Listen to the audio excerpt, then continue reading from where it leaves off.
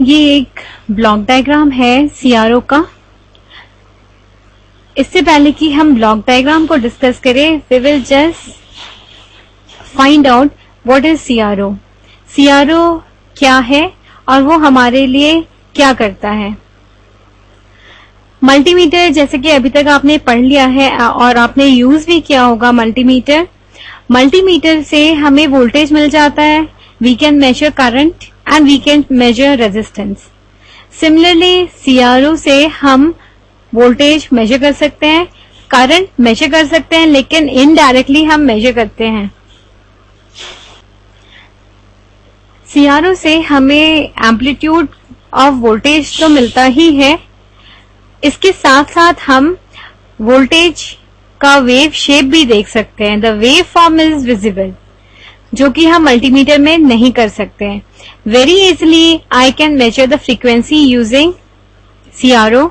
Multimeter से भी कर सकते हैं। The only advantage of using CRO is we can know the wave shape. हमें शेप का पूरा पता चल जाता है। फेज डिफरेंस भी हम मेजर कर सकते हैं using CRO. CRO the full form is cathode ray oscilloscope.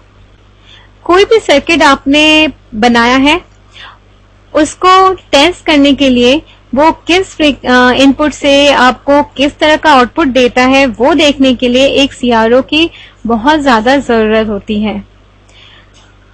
It is a very useful instrument in electronics. CRO का वर्किंग बिल्कुल एक टीवी के जैसा है। यहाँ पे जैसे आपको दिख रहा है, दिस इज दी सीआरटी। ये एक सीआरटी है, ये पूरा एक सीआरटी है। CRT is the heart of CRO. This is the heart of CRO. यहां से इलेक्ट्रॉन्स निकलता है, दिस इज इलेक्ट्रॉन गन। ये आप समझ लीजिए कि एक इलेक्ट्रॉन का खजाना है, यहाँ पे बहुत सारे इलेक्ट्रॉन्स मौजूद हैं। नाउ जो प्लेट आपको यहाँ दिख रहा है, वर्टिकल प्लेट और हॉरिजॉन्टल प्लेट, इसी की वजह से एक बीम, ये जो दिख रहा है आपको, दिस इज इलेक्ट्रॉन बीम। ये बीम को शेप इन्हीं प्लेट्स की वजह से मिलता है। ये वाला plate, this is deciding the vertical shape. Vertically ये मूव कैसा करे बीम, वो डिसाइड करता है। और ये वाला हॉरिजॉन्टल प्लेट है। हॉरिजॉन्टल प्लेट का इनपुट हमेशा एक टाइम बेस होगा और ये एक्स एक्सिस में, सपोज अगर मैं यहाँ पे आपको समझाती हूँ, दिस इज सीआरओ स्क्रीन। ये इसको फ्रंट से हम देखेंगे तो ये इस तरह का कुछ दिखेगा। तो जब एक बीम को, जब हॉरिजॉन्टल एम्पलीफायर का आउटपुट हॉरिजॉन्टल प्लेट को दिया जाता है, इसकी वजह से जो बीम है वो बस यहां से यहां और फिर वापस यहां, फिर यहां, फिर तुरंत वापस जाता है। धीरे धीरे वो आगे बढ़ता है और बहुत जल्दी वापस चला जाता है to take the information in the next cycle. अब हम एक एक करके सारे ब्लॉक्स को देखते हैं। This is the block diagram. तो इनपुट इज अप्लाइड हियर। जो भी इनपुट है जिसको हमें मेजर करना है और जिसका वेव फॉर्म, वेव शेप देखना है, वो हम इनपुट यहां से अप्लाई करते हैं। जो इनपुट है वो सबसे पहले जाता है वर्टिकल एम्पलीफायर में। वर्टिकल एम्पलीफायर, अगर इनपुट बहुत छोटा है तो उसको कंपैटिबल बनाने का काम एम्पलीफायर का है, वो थोड़ा सा उसको बड़ा कर देगा।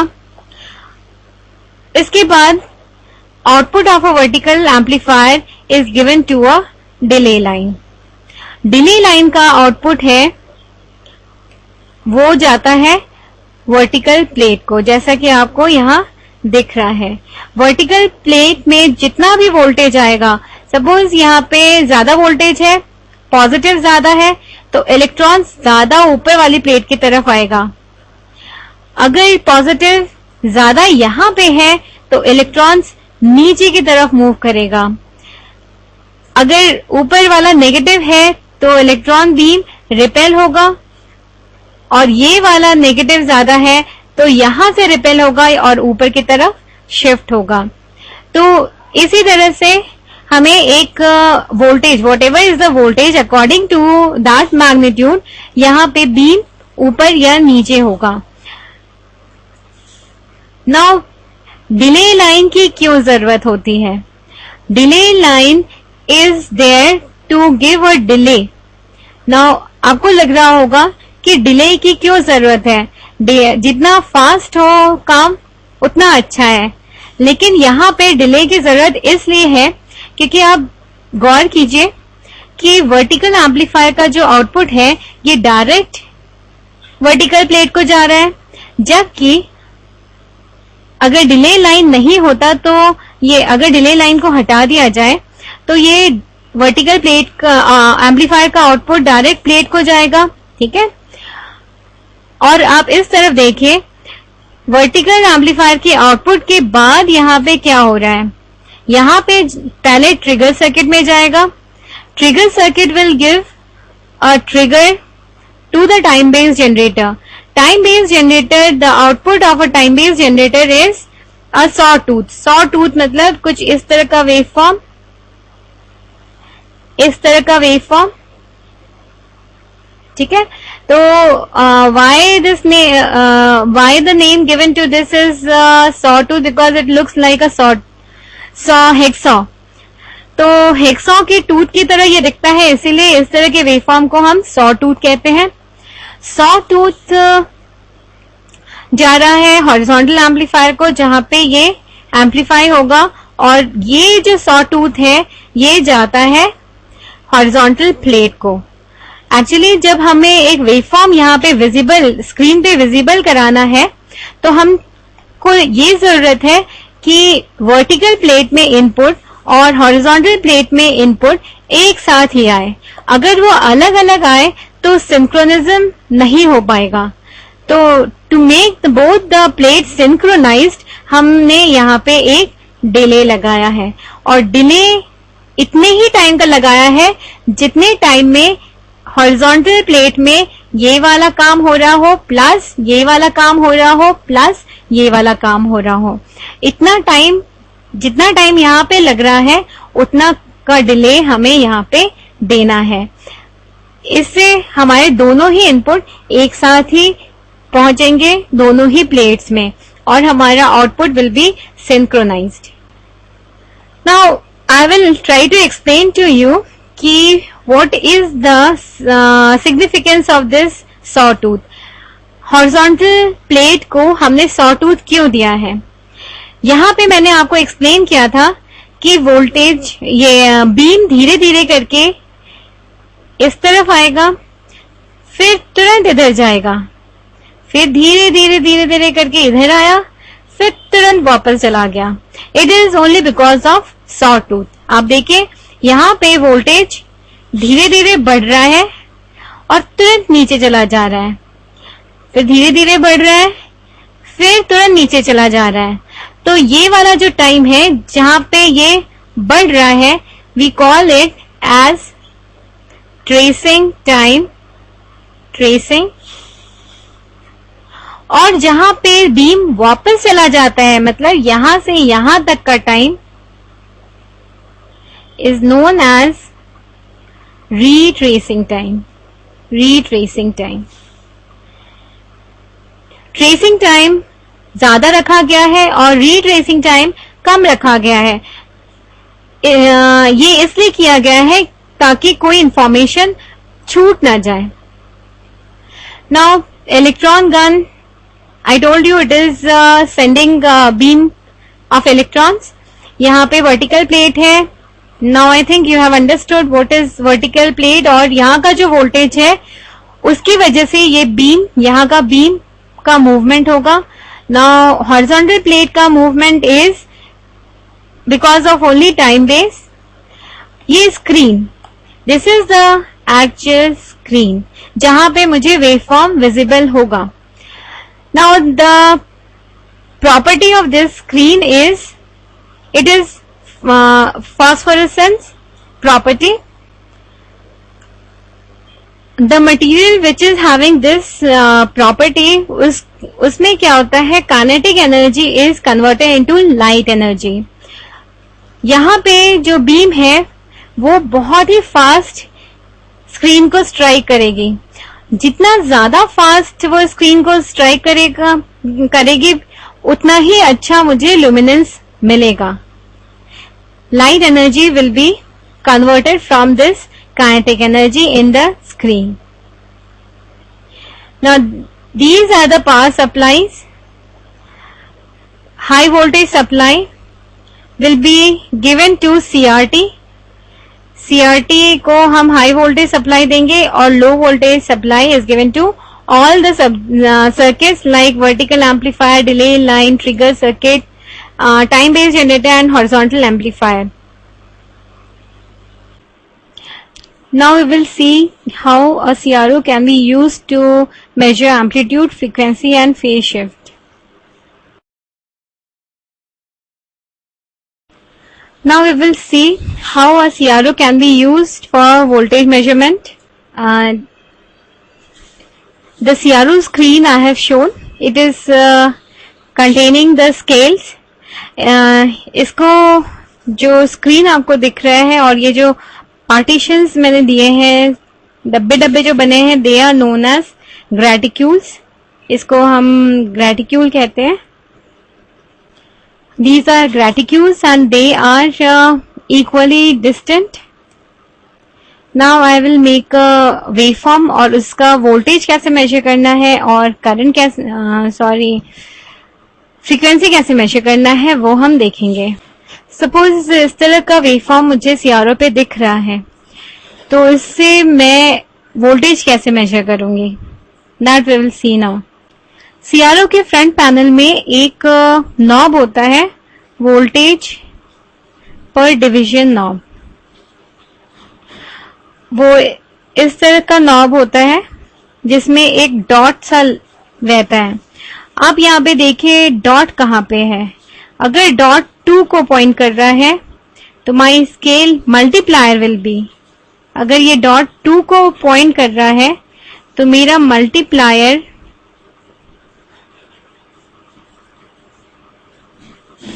टू होगा। माई मल्टीप्लायर विल बी 2। अब हम देखते हैं कि विद दीज इंफॉर्मेशन मुझे वोल्टेज कैसे मिलेगा। आपको एक रेफरेंस सिलेक्ट करना होगा। I select this is my reference. अब इसके ऊपर आप देखिए कितने डिविजन्स हुए हैं। इसके ऊपर आप देखिए ये फर्स्ट डिवीजन है और ये सेकंड डिवीजन है। तो एक डिवीजन 1 into 2 रिप्रेजेंट करेगा, that means 2 volt. Why 2? Because my multiplier is 2. Multiplier change करेंगे तो वोल्टेज पर डिवीजन चेंज हो जाएगा। तो इन दिस केस जहां पे मेरा मल्टीप्लायर 2 है तो 1 डिवीजन विल बी 2 वोल्ट और यहाँ पे है 2 डिवीजन, दैट मीन्स मेरा voltage will be 2 into 2, that means 4 volt. 4 volt is my peak value. Peak to peak will be twice this, क्योंकि पीक टू पीक में आप देखिए 1 2 3 4 4 into 2 4 into 2 that means 8 volt will be peak to peak voltage. Suppose मेरा multiplier 2 की जगह पे 10 है और मुझे स्क्रीन में amplitude wave form is shown like this, तो मेरा output will be 2 into 10, that means 20 volt will be my peak value. ठीक है। Now we will find out how to measure frequency here.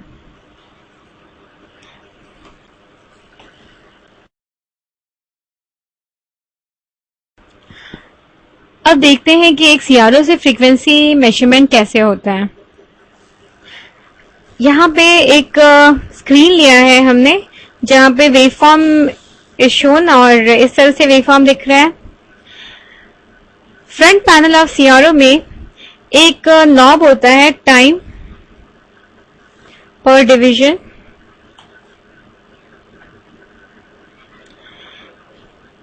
ये नॉब जहां पे point कर रहा है वो मेरा मल्टीप्लायर होगा फॉर दिस। अगर ये सपोज ये 0.1 मिली सेकेंड को सेकेंड में पॉइंट कर रहा है तो मेरा मल्टीप्लायर हो जाएगा 0.1 milli second. Now we will find out frequency. तो सीआरओ से हम डायरेक्ट फ्रीक्वेंसी नहीं मेजर कर सकते, हमें टाइम पीरियड मेजर करना होगा।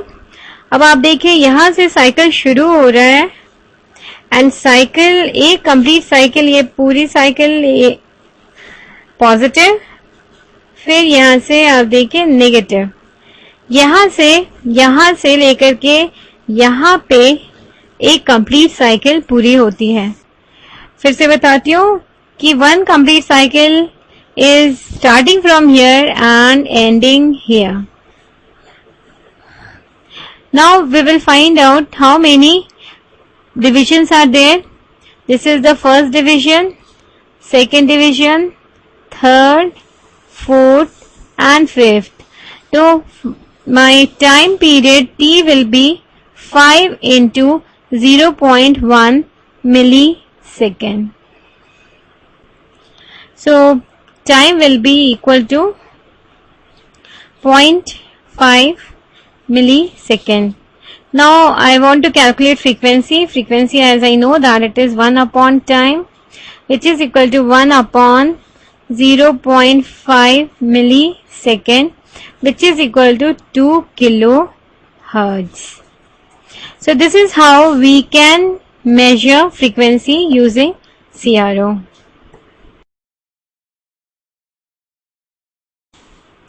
अभी हम फेज डिफरेंस मेजर करेंगे using CRO. Phase difference we will measure using CRO. Now there are two inputs. एक इनपुट हमने दिया है एक चैनल को और दूसरा इनपुट दिया है दूसरे चैनल को। नाउ वेवफॉर्म इस तरह से हमें विजिबल होगा स्क्रीन में।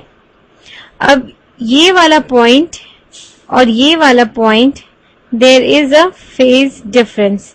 अब इन दोनों का जो डिफरेंस है that is phi t. This is phi t. This is the difference between both the phases. Now the phase difference between both the signal will be given by the formula phi t into 360 degree. This is 360 degree upon t, where this time t is the time period for one cycle. ये time period यहां से यहां तक का, जैसे कि 1 2 3 4 4.5 4.5 into the time per division में जो मल्टीप्लाई होगा we have to multiply it और मुझे ये टाइम मिल जाएगा, कैपिटल टी मिल जाएगा। Now using this we can calculate the phase difference between the two signal. ये जो मेथड हम यूज कर रहे हैं, ये वाला जो मेथड है एप्लीकेबल तभी है, this method is applicable when the frequency of both the signal is equal.